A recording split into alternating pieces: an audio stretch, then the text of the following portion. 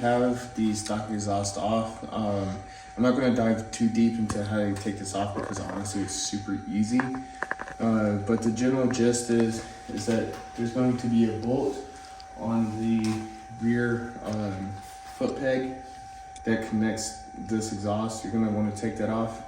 Also, you're going to want to take off this heat shield, which is 5mm Allens, 2 of them, and then you're going to get access to the servo motor. For the servo motor is going to be a, I believe, 10mm nut or servo flap, 10mm nut that you're going to want a open-ended wrench to remove for both of the cables. Once you remove those nuts, then you can take the cables off of the actual flap, the control flap.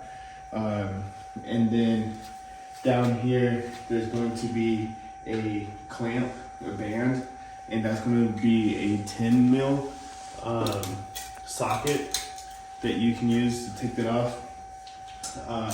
That's how you're going to get this actual exhaust off.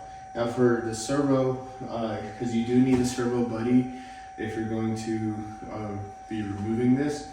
The servo motor is under the rear passenger seat. So take off the front seat first, pull the release, and then take off the back. Then inside there's going to be 2 10mm bolts that you need to take off for the servo motor, and then unplug the servo. When it's unplugged, do not cycle the key for the bike. It will throw a check engine light, and I heard that's a really big pain to get that removed. And then once you have that all off, you can fish the cables through the seats and it comes out, and this is what it's going to look like. This is what the servo looks like, in case you've never seen it before. So these are the cables I'm talking about that you're going to remove. These are the plugs. The servo buddy will plug into this, and it's just pretty much a dummy loop that tricks the computer into thinking that this is still there and working. So now that you have this off, if you just want to run straight pipe with the servo buddy, well, that's how you do it. Can you come up here? However, if you're going to be installing a aftermarket exhaust with a 5mm, again, you're going to want to take off this heat shield. I honestly don't know what this is, if it's like a secondary cat or something, but the aftermarket exhaust is going to replace all of it. So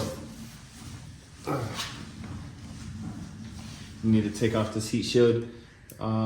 There's going to be 3 5mm on this heat shield.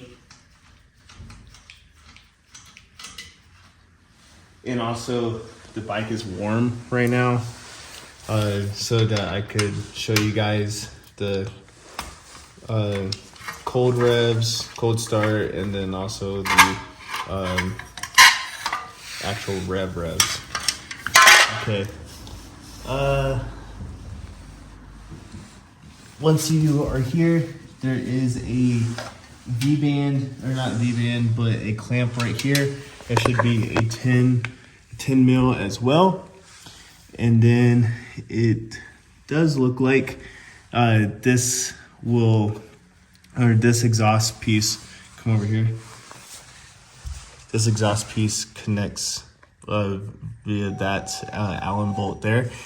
And then if I find anything else that is needed to remove this, I'll let you guys know in the next clip. Alright guys, so I took this box off. Right here, there's going to be this bracket that connects. And so this top bolt is the bolt that I told you to remove, and that does drop it from the bike. But you're also going to want to remove the bracket altogether, so that whenever you're trying to take this out, it's going to be hitting the wheel. You're going to twist it like this and then pull it out. That's how you're going to take this out. Now, in the kit, it comes with this silicone sealer. Put it on the small end of the pipe, and you're going to want to loosen up the clamp a lot.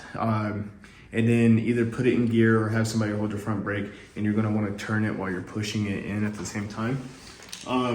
Now this is very important right here if you plan on, you know, having your bike look nice.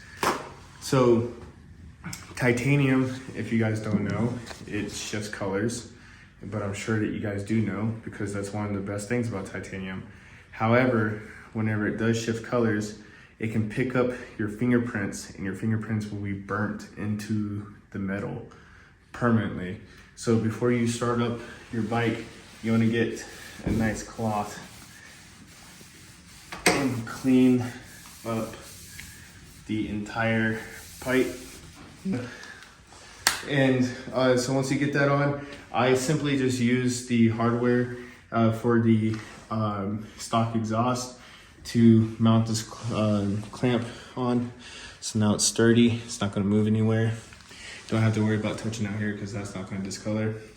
But so the bike is kind of cool it off, and also it is 8:41 here, and I have quite a bit of neighbors that live around us. So I'm gonna start it up, give you guys a little bit of a cold start.